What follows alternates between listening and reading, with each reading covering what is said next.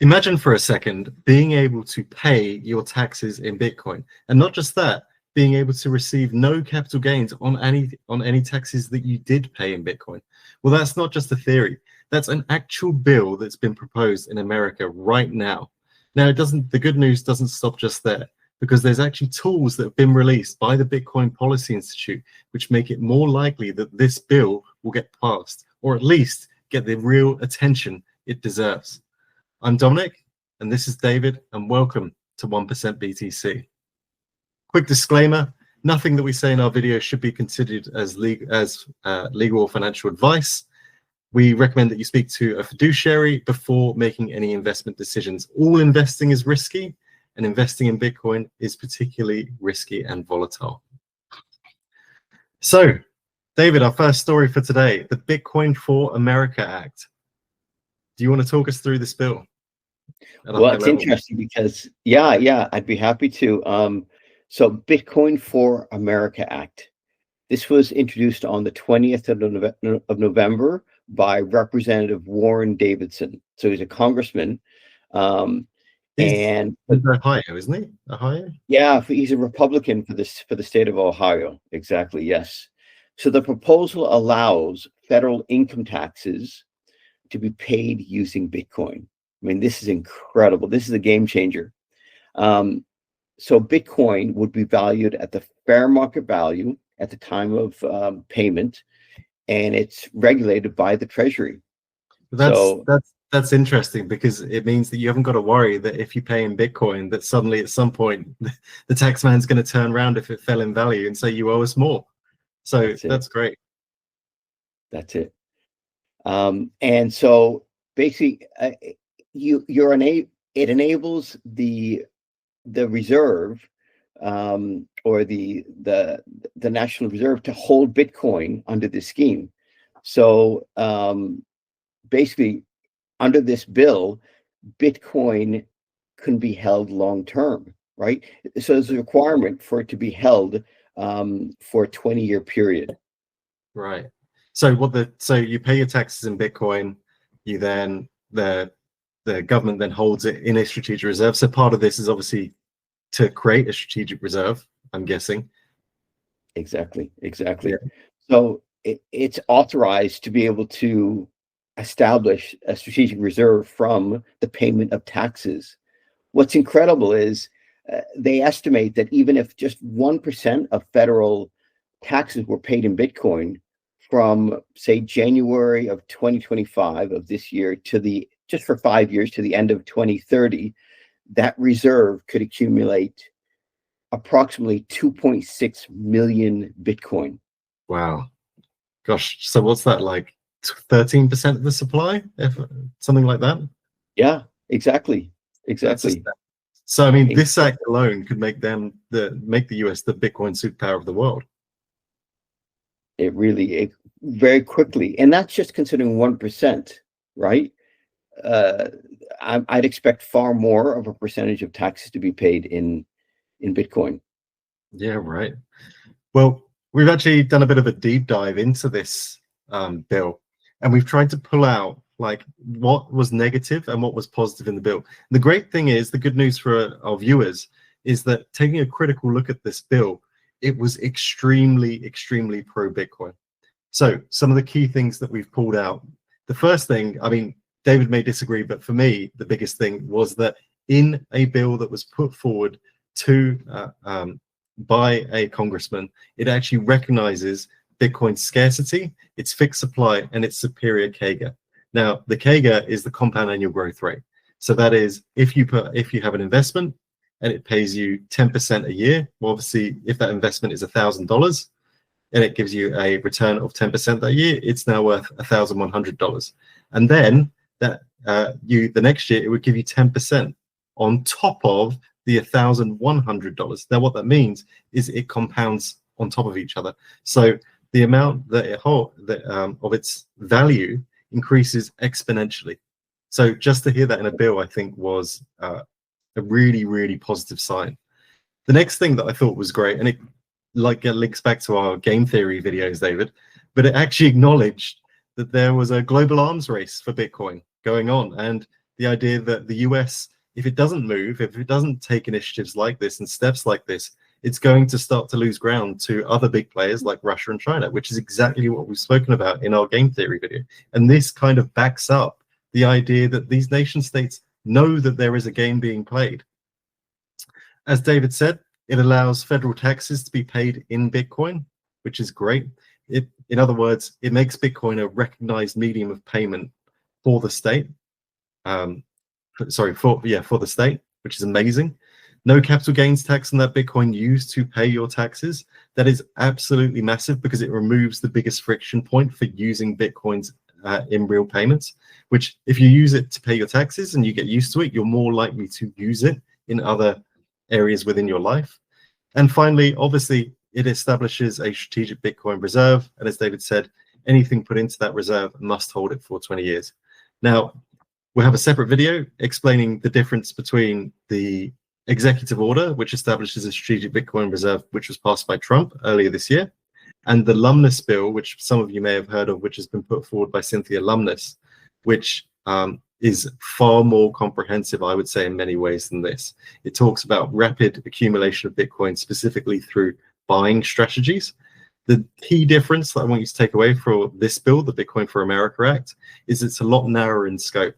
Yes, it sets up a strategic Bitcoin reserve that needs to be approved by both House and Senate in a bipartisan manner, which means that it's harder to undo, unlike an executive order passed by Trump, but it specifically focuses on just using income from certain taxes. So if you choose to pay your taxes in Bitcoin, you can. So it's a completely opt-in voluntary thing to do. And I really like that narrative. Rather than saying you must pay X% in Bitcoin, it's saying, hey, the option's there. And if you want to do it, you will. And I think a lot of Bitcoiners would be encouraged to do it to support the country and to support the Bitcoin becoming embedded within the government services. I like the point you made, Dom, about this being kind of optional for taxpayers to be able to pay in Bitcoin, because it's not about the government or the president saying you must follow these rules. And it's for the benefit of the country, but also for the benefit of the people, right? It's a win-win situation where they have more. It increases people's freedoms to be able to do as they want. And it aligns, I love that, it like increases people's freedoms. It actually aligns with the ethos of Bitcoin when you think about it, because Bitcoin is opt-in technology. You can just choose to opt into the network, to take part in the network. You can download a node. You can start a miner. You can start mining Bitcoin. You can actually just go buy Bitcoin and start using things like that. You could agree to pay for things, services from friends in Bitcoin if you so choose. And the key thing is that it's uncensorable. No one can stop you from participating in it. And I think that same ethos is carrying across the bill. It should be your choice how you pay your taxes and what you use as a medium of exchange to pay those taxes in. So I think this is fantastic. Very good. So now we're going to pull through some of the major positives. So David, I'm going to quickly talk through the positives. If you want to quickly talk through some of the negatives. Basically, yeah, as you can probably realize, it's a major narrative shift for Bitcoin. Once again, it's being spoken about by the most powerful nation in the world, being put forward as a bill to Congress. It's legal recognition of Bitcoin as a payment method for taxes, which gives it mainstream utility and acceptance. The establishment, obviously, of a Bitcoin reserve, whether it's passed through this mechanism or the Lummis bill, etc., is a new source creates a new source of institutional demand, because obviously paid taxes in Bitcoin, obviously, is still creating an anchor for the supply and the support, and supports the scarcity narrative. It frames Bitcoin finally as a national fiscal resilience, and it links it to macro policy. So those terms which we in the Bitcoin space are so familiar with, like inflation, hedge against debasement, debt reduction, it really anchors Bitcoin in that frame. So I think there's some really big positives out of that bill. And now in terms of the negatives, so why is this bad? Why may this be bad for Bitcoin? So the failure of this bill passing could create a sentiment shock, right? You could see the price of Bitcoin drop significantly if this doesn't pass. Next is if the sovereign BTC holdings increase. Well, this bill would actually this bill would allow the holdings to increase the regulatory and concentration risk of Bitcoin. So it's being controlled by government, right? So you don't want kind of which when you think about it is anti-Bitcoin. We always said separate money and state. Exactly. And this is basically saying that it's okay to pay your taxes in Bitcoin as long as we don't mind it, the Bitcoin going to the state, as long as, you know, it supports the use of Bitcoin. But that is against the cypherpunk setup, isn't it? So exactly. And last, it's there's a higher correlation with government policy that would weaken the hedge narrative. So, you know, if it's concentrated within government, then what would be the balance between concentration within government? that's it. It's like, how are you hedging against the government taking bad actions or making bad decisions if all that Bitcoin is controlled by the government that you're trying to hedge against? I love that point. I think that's great. So David and I, we've like spoken about in our last video how we've actually started to score our videos, score these news items. Now we're going to delve into this in a separate video, really explaining how we actually come to these scores and these valuations. But essentially, we have developed a Bitcoin reality score, and by that I mean there's so much confusion out there in the world, and you're bombarded by so much information. A lot of it fake news, a lot of it FUD, a lot of it there just to create hype and FOMO, that you don't know what to trust or what it really means. Like, you've got no objective way of scoring different news items to understand what impact will they have on Bitcoin's long-term viability. And so we've created that tool, and as I said, we'll be launching that in the next couple of weeks. But the tool is already in use, and the current score for this is 7.4. So the tool rates something out of +10 and -10. So 0 is neutral, has basically no positive or negative impact to Bitcoin's long-term viability. An example of a +10 is the best possible thing that could happen to Bitcoin, which would be something like multiple nation states, specifically the US, China, Russia, or big players like the EU, agree to start using Bitcoin as legal tender, accepting it all for taxes, agreeing we're going to use it as the strategic reserve asset of the world. That would be the very biggest thing that could happen. On the flip side, -10 is something like quantum computing breaks Bitcoin's code, or there is a catastrophic fault within Bitcoin. So this has come out as a 7.4. And the reasons for that: tax payments in Bitcoin would equal immediate utility. And not just that, even though this bill hasn't been passed, it starts to create that connection in people's minds that Bitcoin can be used for something, which I think is great. National Reserve would increase sovereign demand sink, meaning more money is going to flow naturally into Bitcoin.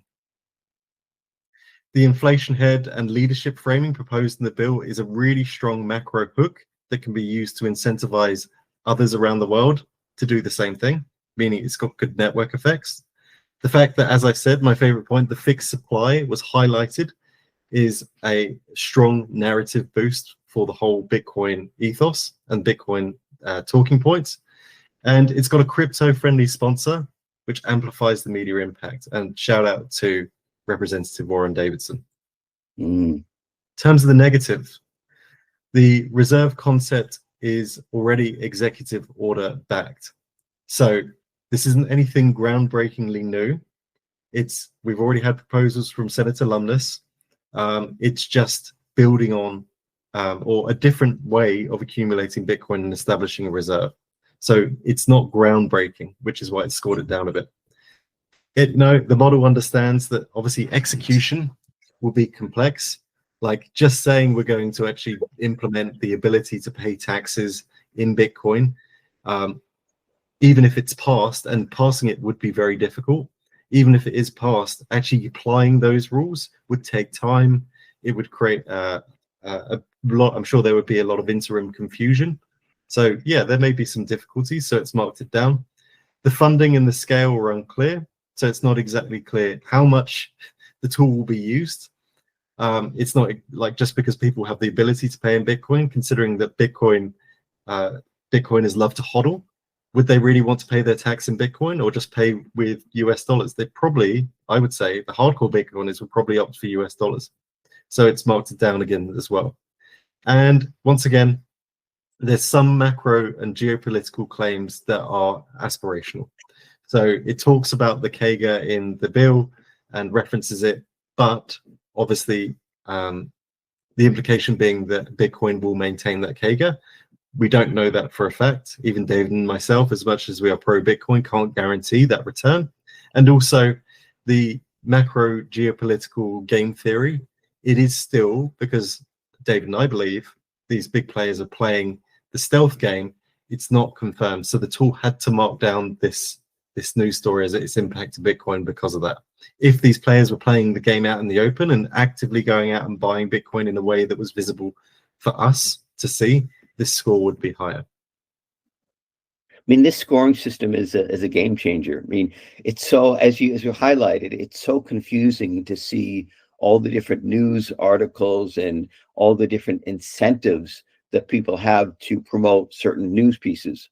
But this helps to make it so unbiased, this scoring system, and it kind of extracts the facts from the opinion really, really well. Absolutely, and the tool will continue to be developed over time. But at the moment, we're pretty comfortable that we've got it to a pretty reliable level. It takes away all of the as much subjectivity as it can, and just really focuses on the facts. Now, we wanted to highlight this news story is important. Yeah. So what you all really want to know is, what should I actually watch out for next? Well, obviously, you want to look out for the progress of the bill on the congress.gov, like when the next hearings, are there any amendments? Just because it's been written this way doesn't mean that it can't be changed, maybe for the worse. You want to look out to see if the Treasury or the IRS have regulatory guidance or start to draft tax payments in Bitcoin. You want to look at whether there are custody arrangements and security disclosures for the strategic Bitcoin reserve.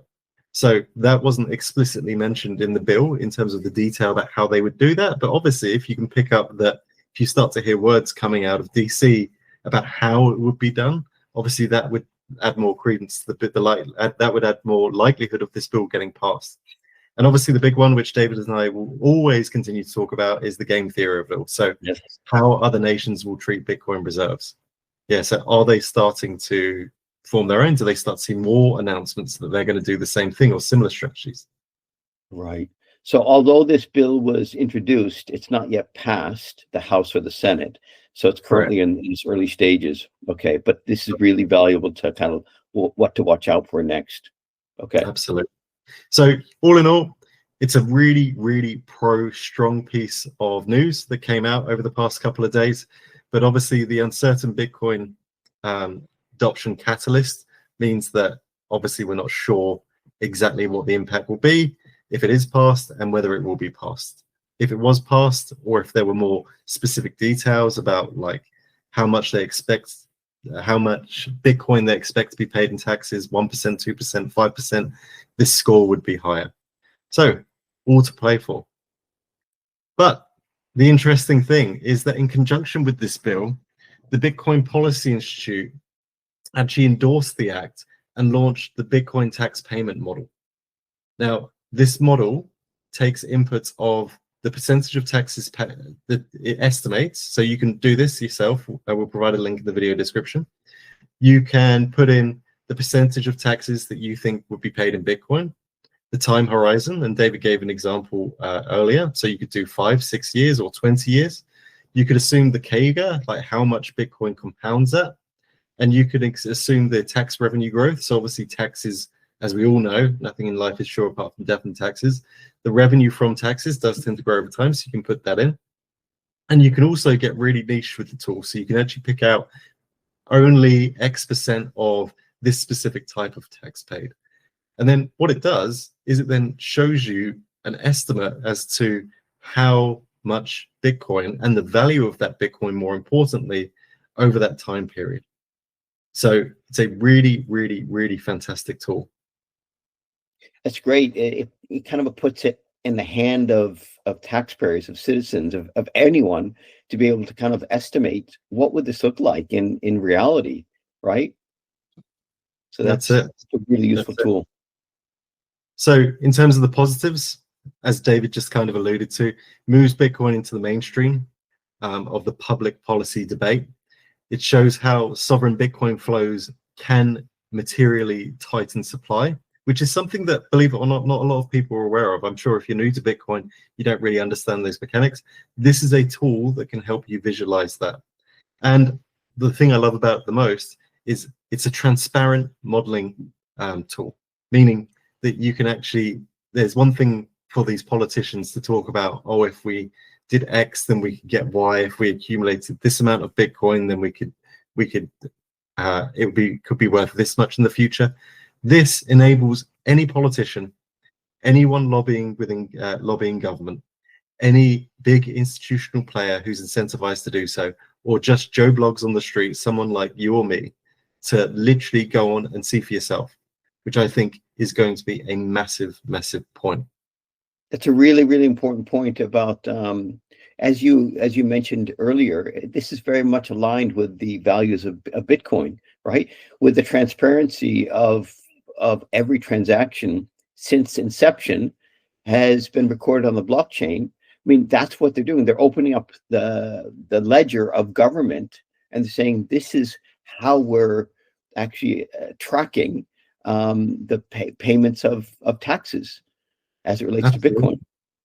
Absolutely. I think the tool is, and we'll see this if we're right or not, but I think the tool is actually more important than the actual legislation itself, because the tool isn't restricted to use in the US. It's something that, although it's based on the US economy and it's based on US taxes, it's still something that anyone in the world can actually use. So other governments, I expect, would be using this to actually see maybe what the US could hypothetically achieve, and it may spur them on to actually do something in the event that they're scared that the US actually passes the bill and starts to do this. But and that accelerates game theory as well. It does, which is going to be our probably turn into our tagline. We talk about it so much. But look, David and I want to be completely transparent, and these are some of the things that we don't actually. Correct me if I'm wrong, David, whether you've heard anything, but I've not heard a single negative thing spoken about this. And so by using our tool, what we've actually managed to pull out and validate is that there are some negatives to this. This isn't the perfect story. The big ones that I see no one talking about is the obvious. The policymakers may just dismiss it as another tool. They may not see the value in it. They may not even bother to use it. In the same way that if the bill fails, it's going to cause a sentiment shock. Same thing here. If the assumptions fail, that it's going to actually, say the bill was introduced and the tool had indicated that X amount was going to be raised. If the assumptions fail, then that's $1 trillion narrative that collapses. And so it's like, okay, people aren't actually paying in Bitcoin. Obviously, the anti-crypto army, leaders of Choke Point 2.0, they're still out there.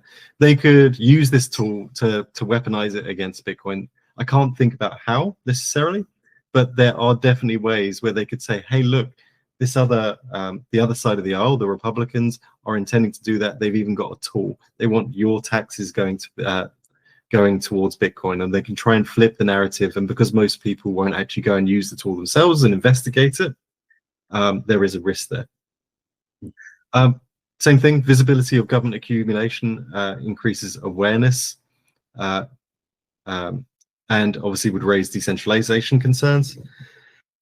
Large sovereign holdings would add political and regulatory concentration risks. And once again, as I pointed out, the oversized model numbers may overshadow the fundamentals and fuel hype cycles. So the score for this, despite all that, the score is a 7.8. And it's, as this personally surprised me, and I know it surprised David as well. But the fact that this actually scored higher than the bill itself. David, why did you find that surprising? Well, it's because legislation is kind of ensures that any policies are codified in law, right? And I think that's really important for the kind of future of how citizens, kind of the freedoms and everything. So that's why I thought the bill would score higher. Yeah, so the idea that legislation is the be all and end all of Bitcoin's future. I mean, especially by a country as formidable and with such economic depth as America.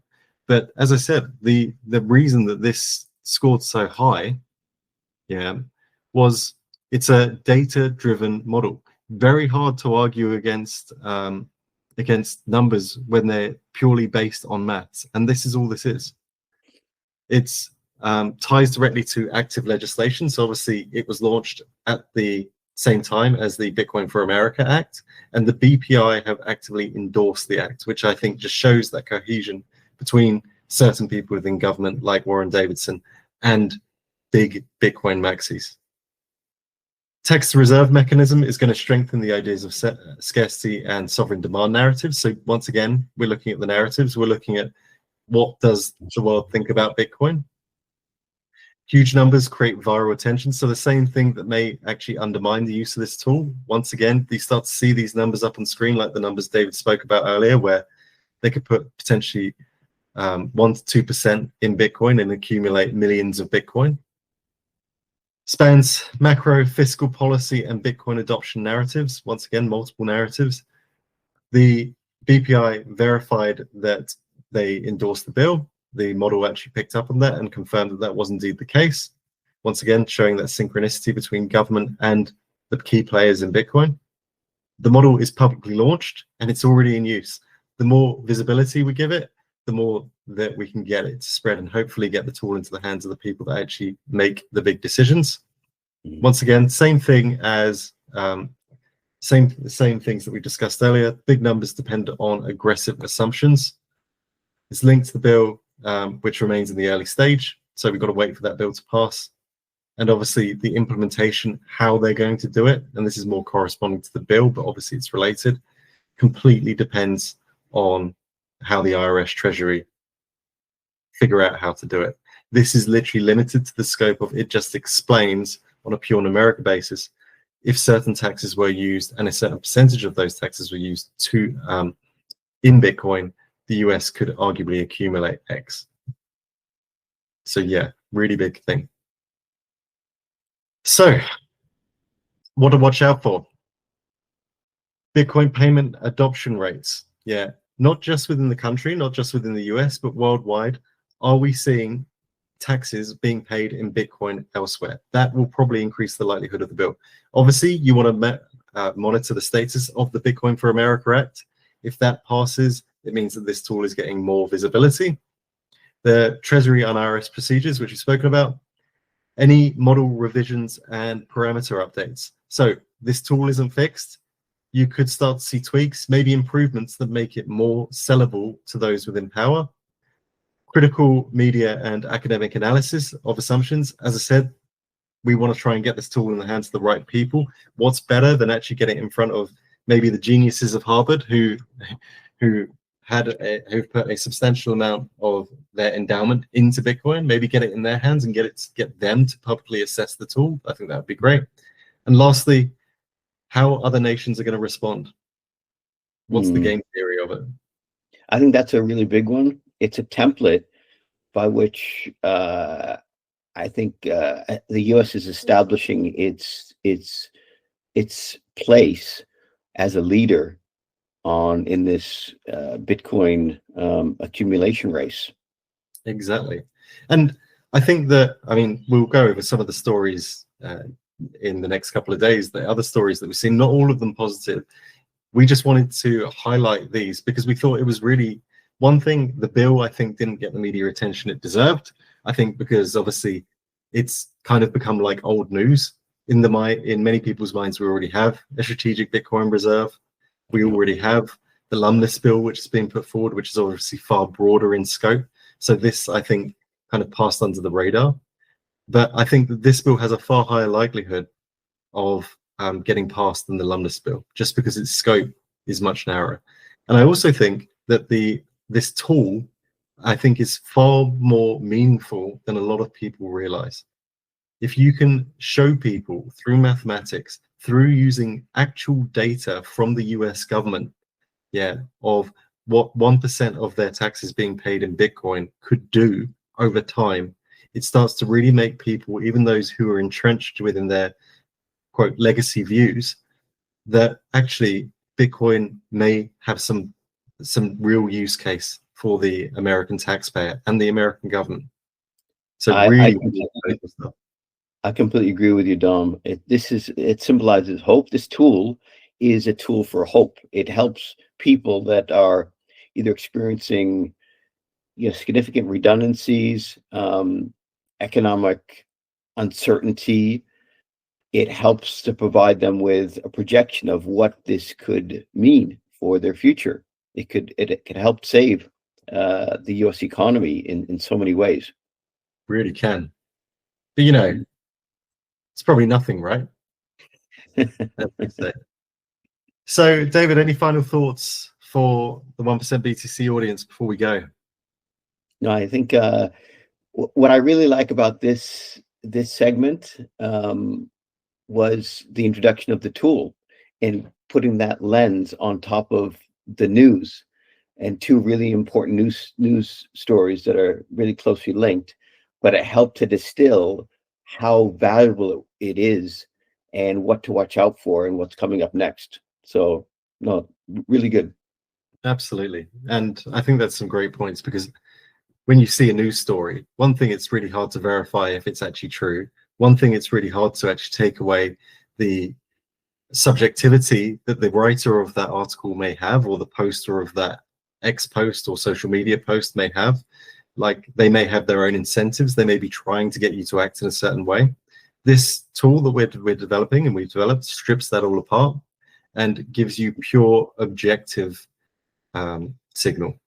And David and I aren't even allowed to correct the scores.